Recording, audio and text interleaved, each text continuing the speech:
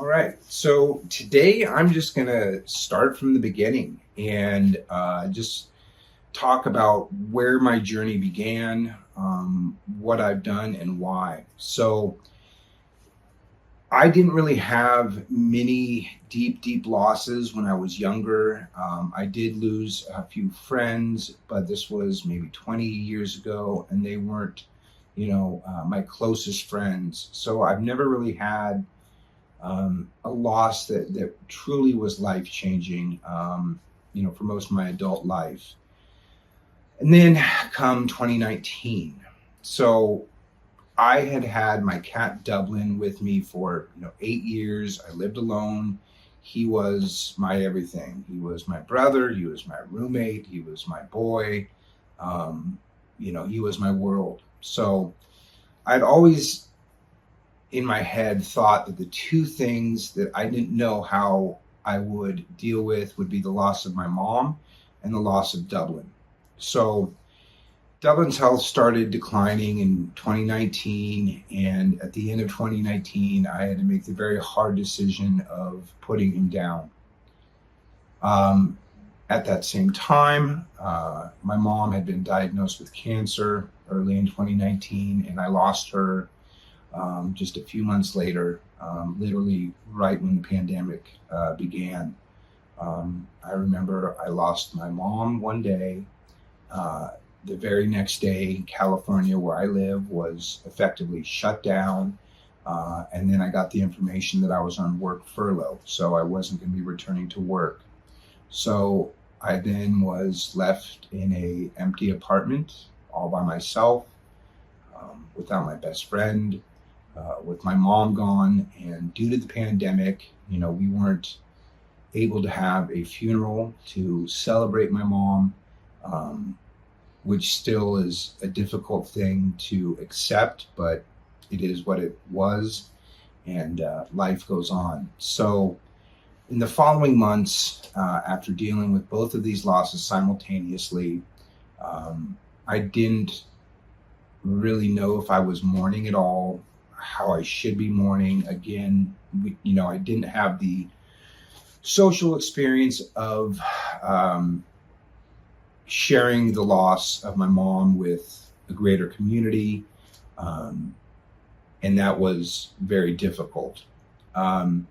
Also dealing with the loss of Dublin at the same time, not having my best friend at home, at least to comfort me and, be there while I was dealing with everything in the pandemic, the loss of my mom, etc. So,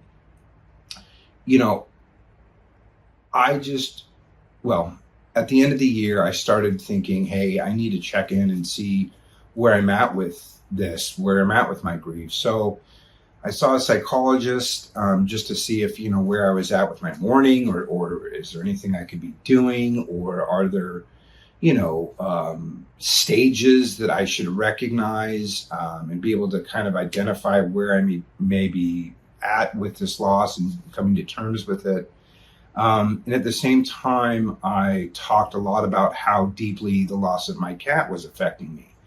And I don't mean to speak ill of my therapist at the time, because obviously he was focused on this, very severe trauma of losing my mom. But when I bring up the loss of Dublin and how hard that was for me, it was kind of just, put to the side. Like, yeah, that's terrible too, but let's focus on this one major loss. So I was really conflicted.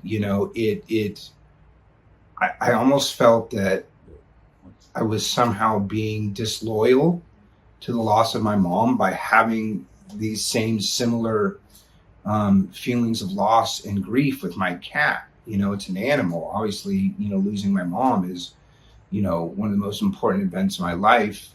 But, I was feeling both of those losses deeply. And I'll just say differently, because, and I'll talk about this in later videos, it took me a long time to be able to say that I felt both of them equally, but differently, and not feel ashamed or uncomfortable saying that. Because for a long time, I did feel uncomfortable. I felt ashamed and weird, like, get over it. It's your pet. You just lost your mom. How can you feel both those losses, with the same depth and the same effect. And it's like, well, because, both are my family. I loved both dearly. Both were the two of the most important relationships that I had in my life, and they were both gone at the same time. And I just didn't have any resources or experience with how to deal with that loss. I think grief and love are very intimately connected. And the one promise of love is that at one point we'll probably lose it. And when I say lose it, I mean experience it differently once the person that we've loved or our animal is no longer physically with us. I don't think the love goes anywhere. I 100% believe it doesn't. We just experience it differently. And how do we, cross over to being able to be happy and content and move forward with our lives with that change in that love experience? So anyways, during my time with the psychologist, I started just really kind of getting, just feeling the shame for,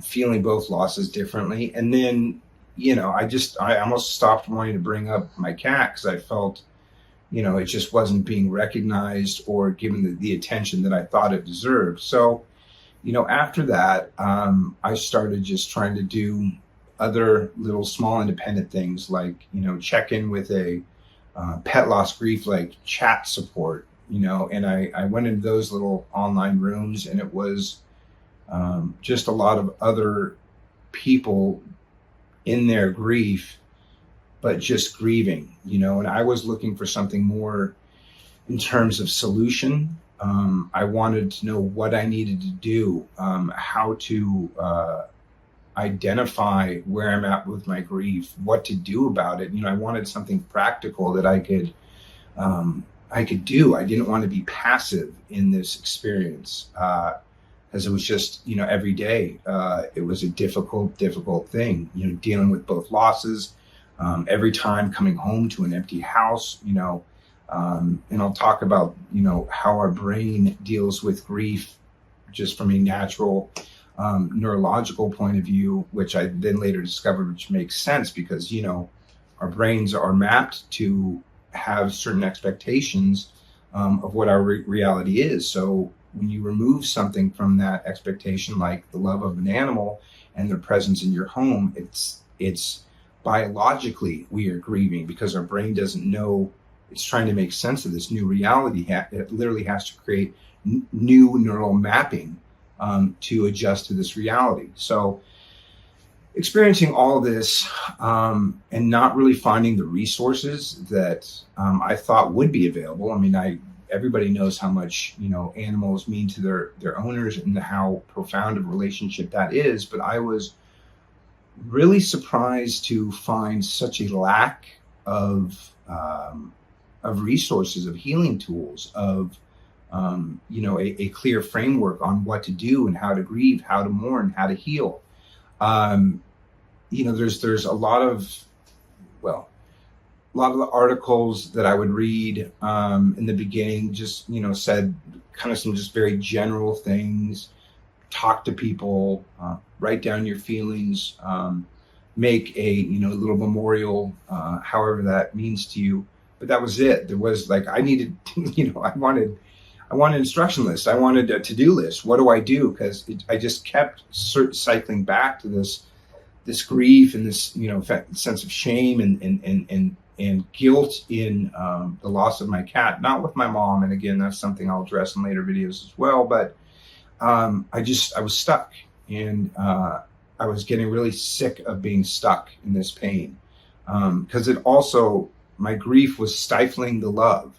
And I knew somewhere that no, like I know I lost something that I loved, but all I can feel right now is this pain and this grief, and knowing that it was just surrounding the love, and I wanted to somehow get back to the love. I wanted to honor what had happened and what I had lost. So I just really started looking into different books, different just elements of just grief in general and mourning and relationship, the human animal relationship, those dynamics.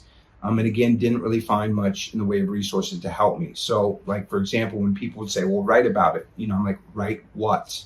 So that is the catalyst that really forced me to kind of get off my ass and start trying to design a plan so I could heal. And that's where all of this began. Literally, it started with me just, writing kind of some journaling stuff, and then not liking that because it just seemed like it wasn't structured enough for me. So then I just started, asking myself questions about my relationship with Dublin. And so it was more of it was easier for me to do more of a question and answer situation than just kind of like a journaling thing. And I started to feel a little better with that. I started to get a little more clarity, and then I could go back and review what I was feeling based on certain questions that I was asking myself. And that really kind of helped me explore, my healing, from a macro view, and kind of start being able to refine what I could do to start making some positive changes. So that was really the beginning of how I ended up creating the program that I did, designing all the tools and the assets that I've made to make a complete healing program for pet loss. And I was really surprised during this, the last 4 or 5 years that I built this, that there's really nothing like it out there. That was probably the wildest thing that I discovered. I mean, I learned a lot along the way, and just about the unique nature of pet loss grief. But probably the biggest surprise was the lack of resources to help anyone that has lost a pet. And my main thing was, sure, I wanted to heal, but I wanted to heal with grace. I wanted to heal with love, and I didn't want to be a victim to my grief. For about a year, I was just in this passive, just prison of grief, of guilt, oh God, daily. It would just, I'd be driving or just be talking to someone. I'd just get a flinch of thinking of Dublin, and just, it was awful.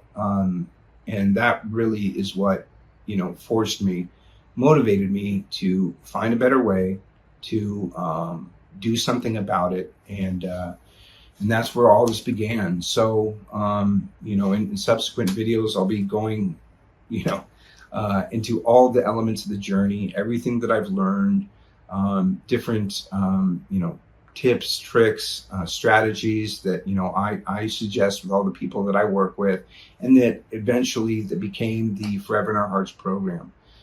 This was built as a do-it-yourself, basically, because no one else was going to do it for me. And it just slowly evolved over time, adding different elements to the program so that it's a really do-it-yourself, at your own pace program to help anybody heal after they've lost a beloved pet. So thank you. And check out all the videos that will be following this one for more information. I'd love to hear your thoughts, your experiences, and answer any questions I can, to help you move forward with love and with grace.